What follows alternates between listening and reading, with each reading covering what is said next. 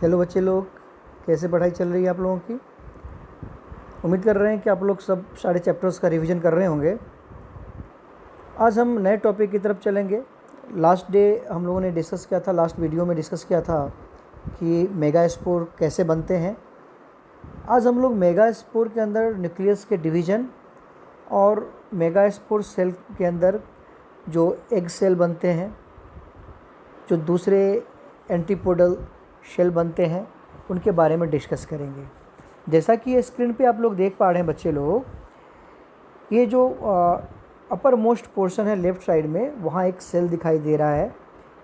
ठीक है, functional megaspore. Functional megaspore cell के अंदर एक न्यूक्लियस होता है जो माइटोटिकली डिवाइड करके दो न्यूक्लियस में कन्वर्ट होगा। जैसा कि देख पा रहे हैं आप, एक नीचे की तरफ है ना सिंगल सेल वाला फंक्शनल मेगा स्पोर, और फिर उसका माइटोटिक डिवीजन हुआ तो दो न्यूक्लियस बन गए उसके अंदर। अब ये दो न्यूक्लियस फर्दर 4 न्यूक्लियस में माइटोटिकली डिवाइड हो जाएगा। आपको पता होना चाहिए कि जब माइटोटिक डिवीजन होता है तो जो संख्या है न्यूक्लियस की या सेल की, वो दोगुनी हो जाती है। ठीक है, तो यहाँ पर क्या होगा, माइटोटिक डिवीजन में एक न्यूक्लियस मेगा स्पोर के अंदर 2 न्यूक्लियस में कन्वर्ट हो जाएंगे, फिर 2 न्यूक्लियस 4 न्यूक्लियस में, फिर उसका भी माइटोटिक डिवीजन होगा, 4 न्यूक्लियस 8 न्यूक्लियस में डिवाइड हो जाएंगे। क्लियर। हम इन 8 न्यूक्लियस के डिवीजन के बाद इनका जो डिस्ट्रीब्यूशन होगा मेगा स्पोर के अंदर, वो किस तरीके से होंगे वो हम देखते हैं। मेगा स्पोर सेल में 2 एंड होता है, आप लोगों को पहले से पता है। एक होता है माइक्रोपाइलर एंड और दूसरा जो होता है वो क्या होता है, चलाजल एंड। जिधर चलाजा होता है उसे हम लोग चलाजल एंड बोलते हैं, जिधर माइक्रोपाइल होते हैं उसको हम लोग माइक्रोपाइलर एंड बोलते हैं। तो यहाँ देखिए कि जो माइक्रोपाइलर एंड है ना, वहाँ पर सिनर्जिड्स का फॉर्मेशन होता है, एग सेल्स बनते हैं। क्लियर। और जो चलाजल एंड है वहाँ पर एंटीपोडल्स बनते हैं। तो अब यदि यहाँ पर एग सेल बनेंगे तो टोटल एग सेल में 3 न्यूक्लियस ट्रांसफ़र होगा जो आपस में सिनर्जाइज्ड होंगे। सिनर्जिस्ट के थ्रू वो आपस में सपोर्ट में रहेंगे एग सेल्स। और 3 जो न्यूक्लियस है वो एंटीपोडल्स जो बनते हैं ना, वहाँ चले जाते हैं, यानी कि चलाजल एंड पे चले जाते हैं। तो टोटल न्यूक्लियस कितना हो गया, 6। टोटल कितने थे, 8 में से 6 न्यूक्लियस का डिस्ट्रीब्यूशन इस तरीके से होता है। अब ये जो सेंट्रल पार्ट है, सेंट्रल सेल है, उस सेल के में बीच की तरफ 2 पोलर न्यूक्लियस बच जाते हैं, वो भी आप देख पा रहे होंगे।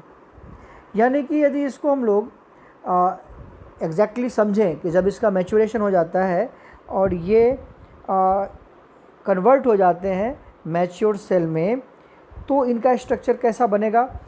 3 जो कि एग सेल बना रहे हैं, 3 न्यूक्लियस, और 3 न्यूक्लियस एंटीपोड्स की तरफ है। एंटीपोडल जो पार्ट है उसका वो साइड चले गए हैं।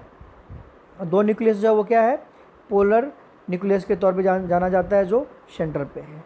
तो जब मैच्योरेशन ऑफ मेगा स्पोर होगा तो क्या होंगे बच्चे लोग कि ये देख रहे हैं अब मेगा स्पोर शेल, अब यहाँ पर शेल इन्वर्टेड हो गया है, ये उलट गया है। हमने वहाँ जो प्रीवियस फोटोग्राफ था उसमें क्या लिया था, माइक्रोपाइलर एंड ऊपर की तरफ और चलाजल नीचे की तरफ।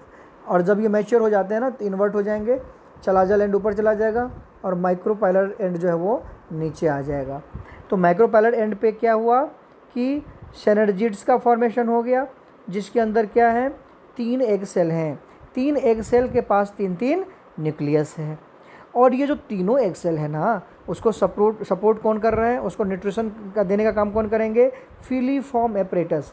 आप जो यहाँ पर देख रहे हैं एक प्रोजेक्शन लाइक स्ट्रक्चर है ग्रीन कलर का, ये स्ट्रक्चर क्या है, ये है फिलीफॉर्म एपरेटस, जो क्या करते हैं, एग सेल को या एग को सपोर्ट करते हैं, उनको नॉरिश करने में मदद करते हैं। ठीक। अब जो 3 न्यूक्लियस चले गए थे किधर, चलाजल एंड की तरफ, वो क्या करेंगे, 3 एंटीपोड्स बनाएंगे। ओके, तो 3 antipodals cell formed at the chalazal end. अब देखिए बच्चे लोग, कितने न्यूक्लियस बच गए, अब 2 न्यूक्लियस बच गए। अब 2 न्यूक्लियस क्या होंगे, पोलर न्यूक्लियस कहलाएंगे, जो सेंट्रल सेल के बीच में पाए जाएंगे। और थोड़ा सा उनका जो झुकाव होता है ना, जो पोलर न्यूक्लियस होते हैं वो माइक्रोपाइलर के तरफ थोड़ा सा की तरफ, उस एंड की तरफ थोड़ा सा ज़्यादा रहते हैं, एकदम बिल्कुल सेंटर पे नहीं होते सेल के। ओके, अब ये सेंट्रल सेल जो है, ये सेंट्रल सेल कितने चीज़ों को कंटेन कर रहा है? 3 एंटीपोडल सेल को कंटेन कर रहा है जिसके पास 3 न्यूक्लियस है, और 3 एग सेल को कंटेन कर रहा है जिसमें हर एक के पास एक एक न्यूक्लियस, यानी कि 3 न्यूक्लियस हैं, और 2 न्यूक्लियस सेंट्रल पार्ट में है जिसे हम लोग पोलर न्यूक्लियस बोलते हैं। तो ये सारा स्ट्रक्चर आपको समझ में आ गया होगा, ठीक है। इसको हम आगे और डिस्कस करेंगे। तो इसका एक फ़ोटोग्राफ ले लीजिए, आप स्क्रीनशॉट ले लीजिए, फिर आगे बढ़ते हैं। अब बच्चे लोग, हम लोग 2 चीज़ों के बारे में स्ट्रक्चरली पढ़ चुके हैं। एक फीमेल जो रिप्रोडक्टिव ऑर्गन है फ्लावर का, उसके बारे में, और एक मेल रिप्रोडक्टिव ऑर्गन के बारे में पढ़ चुके हैं। अब हमारा मेगा स्पोर यहाँ तैयार हो गया, और मैक्रो स्पोर हम लोगों ने पहले तैयार किया था। प्रीवियस जो हमारे वीडियोस थे, यदि आपने नहीं देखा है तो उन वीडियोस को आप देखिए, हमारे प्लेलिस्ट में मिल जाएंगे आपको। तो अब ये दोनों ऑर्गन के स्ट्रक्चरल एनालिसिस हम लोगों ने किया, किस तरह के स्ट्रक्चर्स होते हैं मेल गैमेटोफोर में, और किस तरह के स्ट्रक्चर्स होते हैं फीमेल गैमेट्स के अंदर, ठीक है।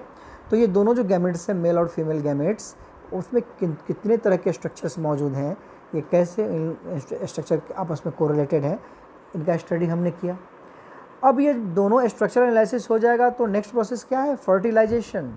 सो fertilisation in plant is through the flower and through the pollen grain. So pollen grain का फ्लावर पे जा कर के फर्टिलाइजेशन कराने की प्रक्रिया को क्या बोलते हैं हम लोग बच्चे लोग?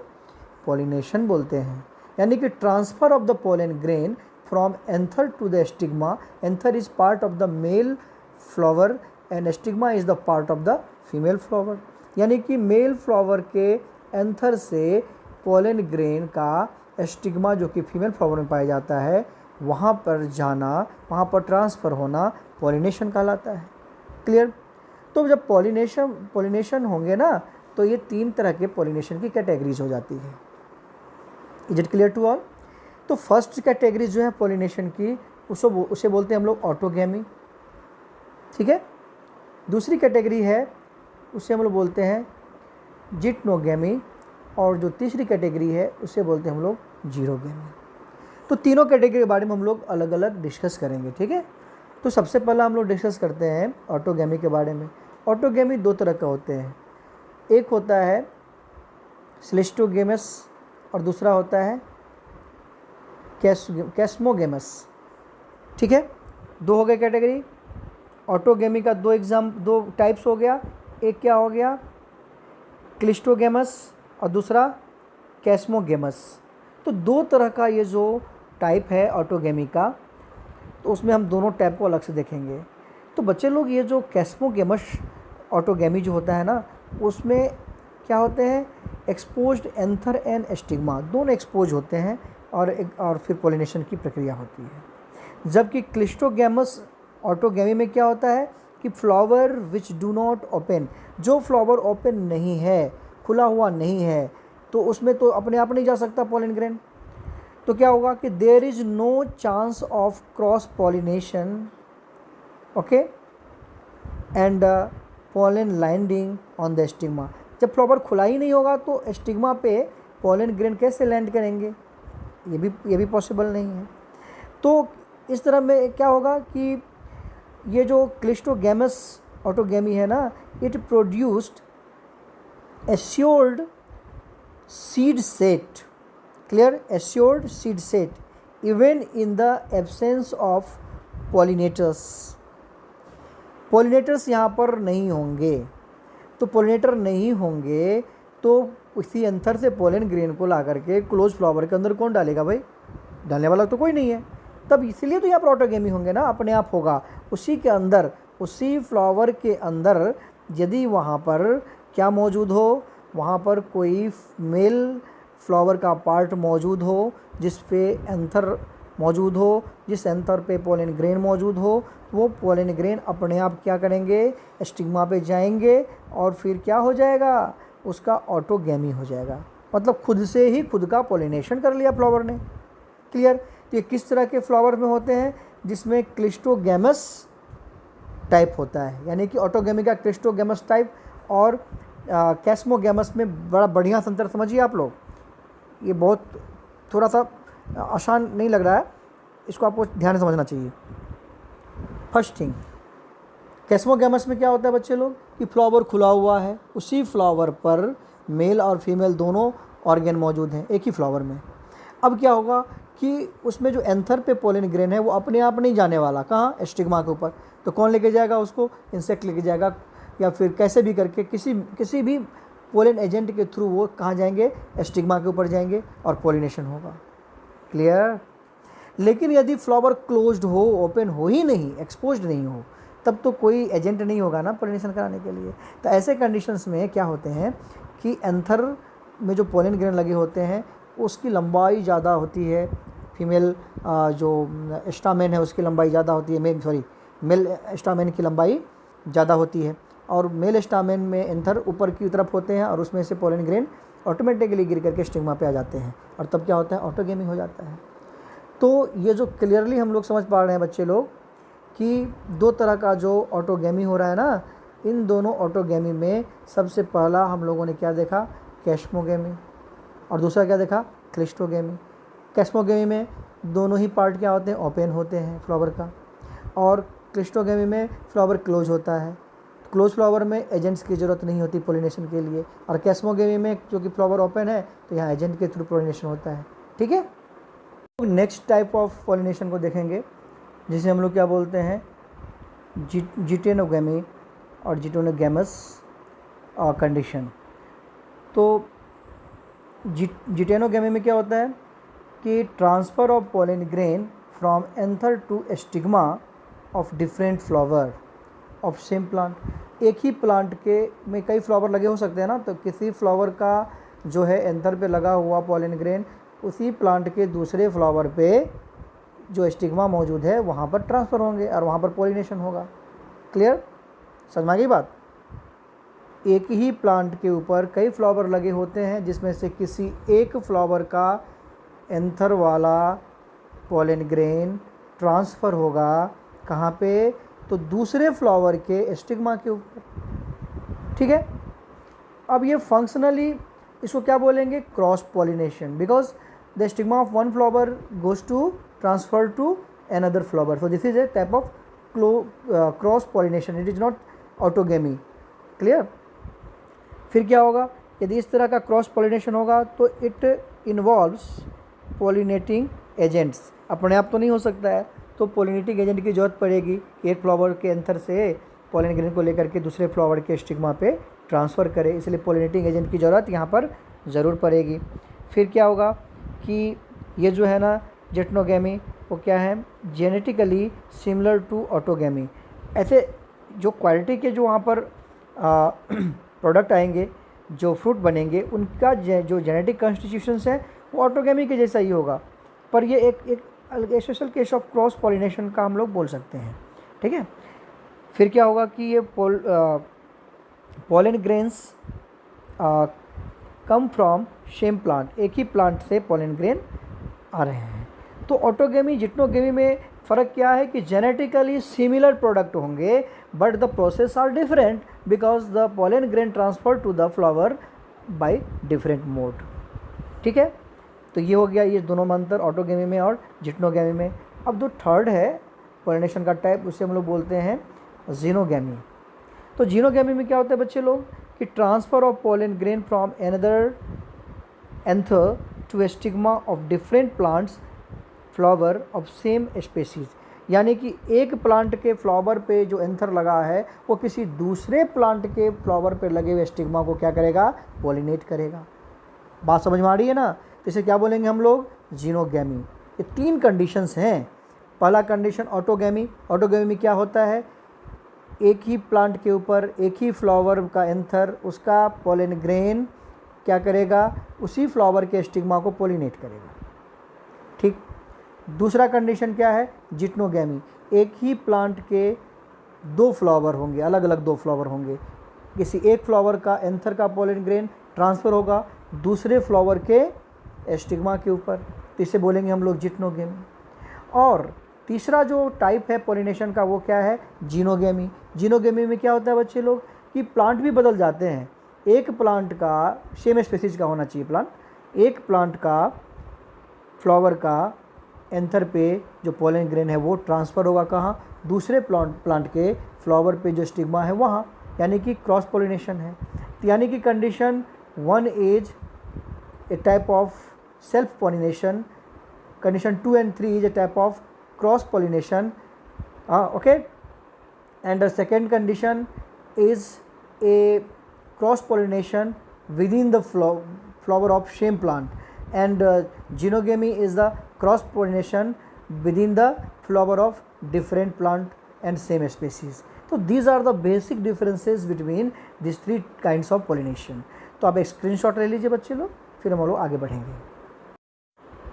अब हम लोग डिस्कस करेंगे कि यदि पॉलिनेशन होगा तो पॉलिनेशन क्रॉस पॉलिनेशन है, तो क्रॉस पॉलिनेशन के लिए क्या चाहिए, pollinating agents of pollination. Okay, so agents of pollination के बारे में हम लोग डिस्कस करेंगे अभी के टॉपिक में।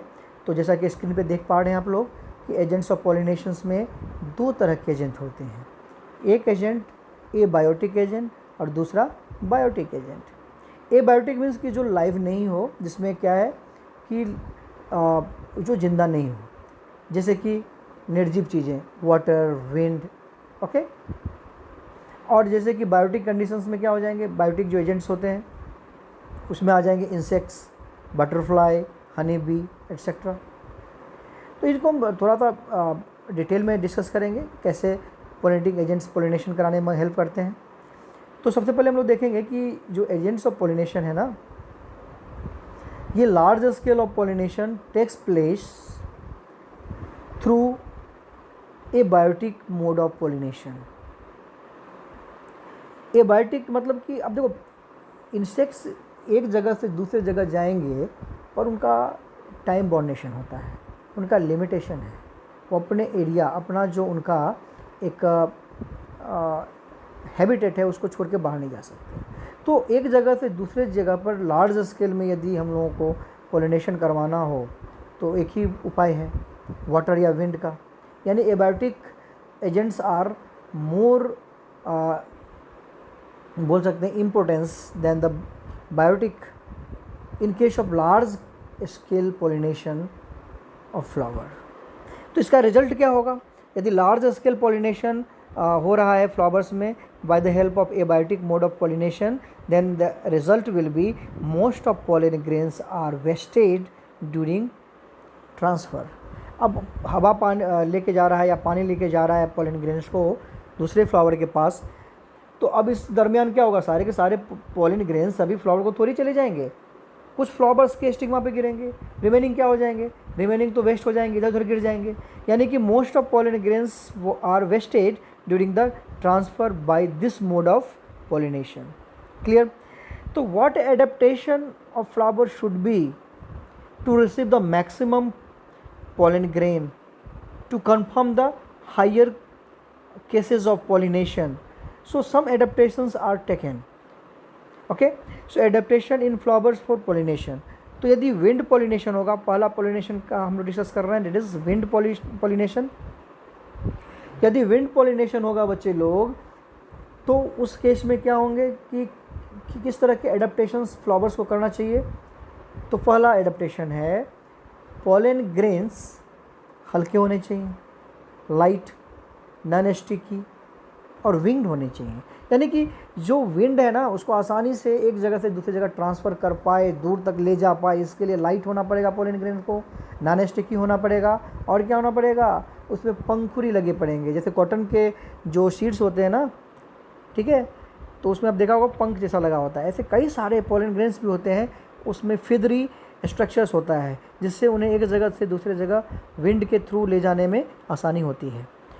दूसरा कंडीशन क्या है कि एंथर वेल एक्सपोज होना चाहिए, यानी कि एंथर काफ़ी खुला वातावरण हो, फ्लावर के अंदर क्लोज नहीं हो, वरना हवा के झोंके आएंगे तो एंथर के टच में जब नहीं आएंगे तो पोलन ग्रेन को कैसे अपने साथ कैरी कर पाएंगे। इसलिए flower should be expose flower से के एंथर से ही पोलन ग्रेन को विंड एक जगह से दूसरी जगह ट्रांसफ़र कर सकती है आसानी से। फिर अब यदि ये जो पोलन ग्रेन ट्रांसफर होकर जाएंगे स्टिग्मा पे, तो स्टिग्मा क्या होना चाहिए? स्टिग्मा लार्ज एंड फेदरी होना चाहिए, स्टिग्मा बड़ा होना चाहिए, जिससे क्या हो कि वो आसानी से पोलन ग्रेन को रिसीव कर सके। फेदरी हो तो क्या करेंगे? पोलन ग्रेन को स्टिक कर सकते हैं, वो चिपका सकते हैं अपने स्टिग्मा के ऊपर, ठीक है। और फ्लावर कैसा होना चाहिए? फ्लावर जो है वो वन ओव्यूल वाला हो, और ये जो फ्लावर्स है ना ये अरेंज्ड हो, वेल अरेंज्ड हो एज इनफ्लोरेसेंस। एक्चुअली आप लोग पढ़ेंगे मार्फोलॉजी में, प्लांट मार्फोलॉजी में जब पढ़ेंगे तो वहाँ पर इनफ्लोरेसेंस आएगा। तो इसमें आप देखेंगे कि इनफ्लोरेसेंस क्या है कि cluster of flowers arranged in such a manner that the maximum part of the flowers are exposed to the outer atmosphere. So flower का यदि पार्ट इनफ्लोरेसेंस में अरेंज्ड होंगे, the pattern of arrangement of flower is called inflorescence. यदि उसमें arranged होंगे तो आसानी से वो एक्सपोज होंगे, ओके। और जब एक्सपोज होंगे तो पोलिनेशन का चांस ज़्यादा होगा। तो इसके एग्जांपल्स क्या हैं? विंड पोलिनेशन से होने वाले फ्लावर्स के एग्जांपल्स, जैसे corn cob, cotton, date palm, ये सब इसके एग्जांपल्स हो गए, ठीक है बच्चे लोग। अब हम लोग दूसरा देखेंगे पोलिनेटिंग एजेंट, वाटर पोलिनेशन में water as a pollinating agent, जो एबायोटिक पोलिनेटिंग एजेंट है। So in bryophytes, pteridophytes, algae, pollen grains क्या होते हैं? Pollen grains protected by mucilaginous covering. Mucilaginous covering का क्या यूज़ है कि जब किसी पोलन ग्रेन के ऊपर में जो म्यूसिलेजिनस कवरिंग होंगे ना, तो क्या करेंगे? उनको पानी से होने वाले नुकसान को वो क्या करेंगे? उसको उससे बचाएंगे। यानी कि पोलन ग्रेन में पानी चला गया तो क्या होगा? वो शेल कर जाएगा, फिर उसकी जो पोटेंसी है वो डिस्ट्रॉय हो जाएगी। तो पोलन ग्रेन पोलिनेशन के लायक नहीं रह पाएंगे। इसलिए क्या होता है कि म्यूसिलेजिनस कवरिंग पोलन ग्रेन के ऊपर में होता है, जो वाटर के थ्रू पोलिनेशन में पार्टिसिपेट करते हैं। Is it clear? इसके एग्जांपल्स क्या होंगे बच्चे लोग? कि फ्रेश वाटर का में यदि देखें तो वेलिशनेरिया और हाइड्रेला इसके एग्जांपल्स हैं, और सी ग्रास में यदि देखें तो जोस्टेरा इसके एग्जांपल्स हैं, ठीक है। स्क्रीनशॉट ले लीजिए आप लोग।